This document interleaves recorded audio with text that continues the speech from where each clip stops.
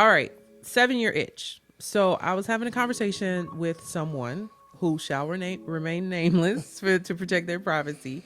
And they were just telling me about some of the struggles that they were having in their relationship. And I asked them, how long have you been married? And the response was basically like right around 7 years. Okay. It's been that long? Yeah. Dang, that's crazy. It seems like it hasn't been that long. I mean, that's crazy. Okay. Yeah. Anyway. Yeah, I was about to say we're not, yeah. Because I'm going to mess around and say something I don't mean to say. So we're going to leave that alone. All right. So transitioning. So I guess the conversation, the advice that I gave this person was basically around the fact that like 7-year itch is a thing. It doesn't necessarily always happen at year 7, right? Like I think it hit, sometimes it happens a lot sooner than that. In increments. Yeah, in increments. Sometimes it happens every year up until 7 and beyond. Yes, indeed. And so the advice that I gave was basically like, they have children. And so like a lot of their lives has become around their kids and their home life. And so my advice was basically that it's important for them to get back to themselves and recommit themselves to their marriage and their union. And so an example that I mentioned was like maybe a date night or something like that. I asked this person, when's the last time y'all went on a date? You know what? I remember the first time. This is gonna be really short, but this first time I went on a date night, it felt funny to me because it felt forced. But oh really? And it wasn't forced. It just felt like. You mean with me? Yeah. It's like it didn't feel genuine. It felt like I'm just doing this because, this is what she wants to do, right? Because I was like, who does this? Like, Shame. You know what I'm saying? But eventually it became fun. Like, you know what I'm saying? It's fun. Like if you do it the right way, if you do it for the right reason and at the right time, it's fun. You know what I'm saying? But that doesn't sound like a really good testimonial. No, but it is. It's fun. Like I'm just being honest. Like when I first did it, I was like, freaking stupid date night stuff. Boy, I'm telling you, a lot of things come out on these you know? cozy thrones. I didn't know this. Just date night. Like, wow. I just felt like it was some made up thing they do on social media. Like, I was like, who the hell just plans this stuff out? Like, but in actuality, it is important because as a couple, you lose yourself in all the day-to-day operations of a marriage and a household. And so it's really important that you take time out to go and enjoy each other's company all over again. Yeah. I think it's important for you to get back to like who you were as a couple before you had kids, before you had stressful jobs, before you had like other environmental things that are constantly like pulling you. Right. And another thing is like I heard once that basically somebody was saying that if you're not constantly doing things to come together as a couple, then unconsciously you're growing apart. Right. And so a date night is basically that thing that's like a conscious a date night is that thing that it's like a conscious effort of like coming together. Right. That's cool. I think that's actually real because in our situation, there wasn't a point where we were married where we didn't have kids, right? So it's always been that thing, right? We didn't come together and be like, oh, okay, it's just us and stuff like that. Yeah, let's live our lives and then we'll have kids later. We didn't have that. We had kids coming into the situation, so it was like always a thing, right? Oh my gosh. I feel like in the beginning, that was probably our biggest argument and our biggest issue. Right. Like for the most part, like, we got along pretty good. Like our partnership was like top notch. But when it came to how to treat the kids, how to not, what to let them get away with, all of those things, our arguments were always about the kids. And how we felt differently about like different things. Exactly, because at the point in time we came together, both our kids had been raised differently. They were used to different things. They had different attachments and different traumas also as well.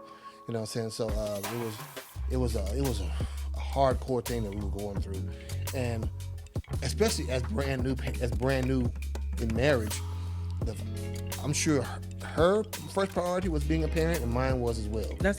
For a while, that's all we were. We weren't like spouses or anything like that. We were just parents. Just parents trying to co-parent together. And we wanted to make sure our kids didn't get lost in us trying to like be married and stuff like that. But to be honest with you, in a marriage, the marriage comes first.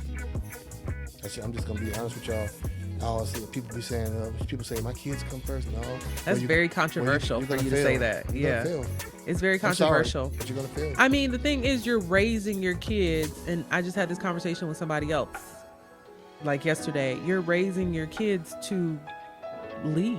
Exactly. Eventually, they're gonna be gone, and so you got to be able to we're gonna be stuck together. Yeah. Once they're gone, it's just the two of us, and if we don't like each other, then it's like. And they grow up fast. Yeah, they do. Yeah, they do.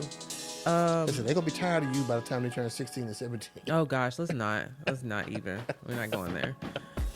But it's real. And so I think the thing is so whether you get married and you have kids or you don't have kids, when it comes to like that 7-year itch, there's always going to be something like associated with that where you're having to, if you got married and you didn't have any children, then you're having to get back to what it was like, because having children, going Changes from none to Right. some is like it's a huge That's shift. a bigger jump that was a bigger jump than it was for us. We had kids coming in, so it was really just how we're gonna co-parent, right? And that was tough, especially after in relationships where we had distrust. We had distrust issues coming into it, right?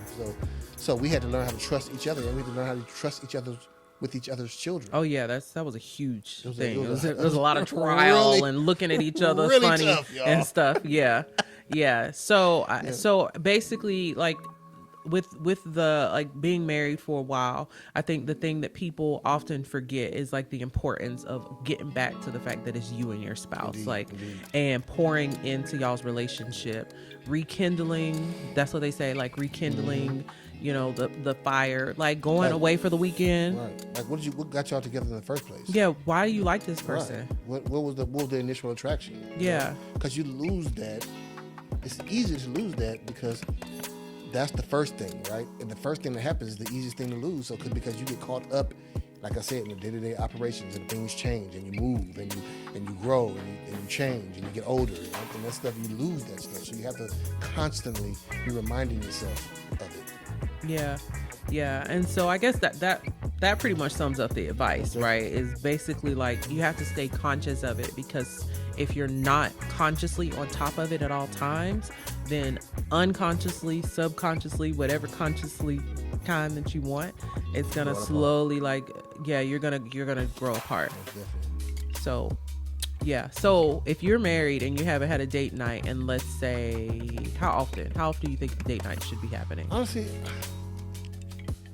preferably twice a week. What? Right? Preferably twice. Okay, I think that's a little unrealistic. I think it's real, because especially when you have a stressful job. Twice a week or twice a month?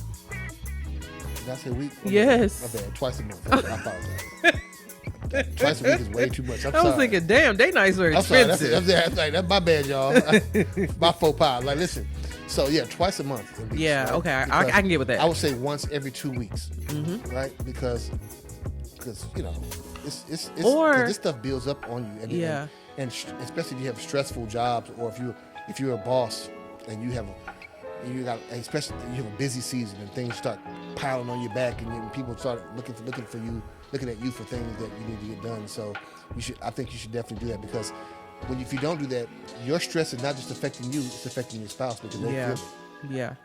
I think you have to figure out what works for you, because if you do have children, like obviously it may not be easy to get a babysitter twice a month, or it might be too expensive. And so it could be that go away for a week. Right. Get you a hotel, get the kids a small room, get yourself a room, Oh yeah, we've talked about doing that, like getting like an adjoining room hotel or something. But then again, I guess you might as well just be at home. But not necessarily. Tell them don't knock on this door for any reason. Oh my God. Anyway, do what you gotta do to just make it happen, and make those date nights happen. Most definitely. Well, good luck with that, y'all. Just do what you can to come to rekindle and reinvigorate your relationships through date nights. And we would love like some new date night ideas. That'd be so especially if you're here in Houston. Just anywhere, like any kind especially if you're here in Houston or Katy. So because we want to know where we can, we've done things. I just want some ideas, just something different. Because like some locations as well. We go to dinner and a movie a lot, which is cool. Some locations, please. Anyway, just leave us some comments with some with some ideas of some different date nights. Right. And of course, any questions, we're happy to answer. And until Well, next thanks for time. tuning in with us, guys. I hope you all enjoyed it. I hope you got some good information from this. So until next time, stay cozy. So let down your hair. It's time to get cozy. Cozy, get cozy. 'Cause it's a cozy hour.